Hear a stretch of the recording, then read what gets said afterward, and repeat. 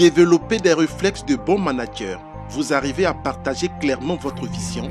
Vous avez de fortes qualités humaines et morales. Alors, vous avez le profil du bon entrepreneur. Seulement, développer une idée et la concrétiser en entreprise n'est pas aisé.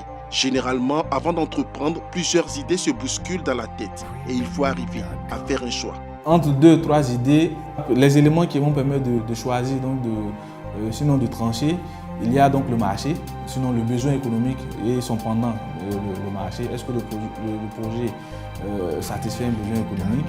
Il y a la compétence.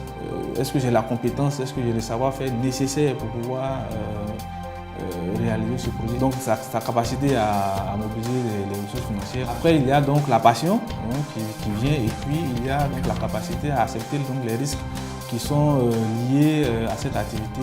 Entreprendre quand vous en avez les capacités, c'est bien, mais entreprendre dans le bon secteur, c'est mieux. On serait tenté de dire que tous les secteurs sont porteurs.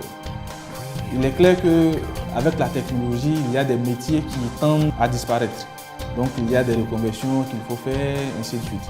Et si vous prenez le secteur de l'agriculture, si vous prenez l'élevage, si vous prenez les services, si vous prenez la transformation, vous verrez que dans tous ces secteurs, il y a des entreprises qui font, ça marche, il y a d'autres qui font et ça ne marche pas.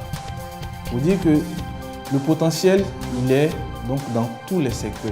Il y a au niveau de l'État de Côte d'Ivoire une dynamique qui est impulsée par le PND qui consacre donc un certain nombre de secteurs prioritaires, notamment le secteur de l'agriculture, le secteur des ressources animales et halieutiques, le secteur du tourisme, ainsi de suite. Donc il y a autour de 4-5 secteurs qui sont identifiés comme secteurs prioritaires par le PND. Et voici les secteurs pour lesquels il y a une forte impulsion de l'État qui donc entraîne forcément une certaine dynamique.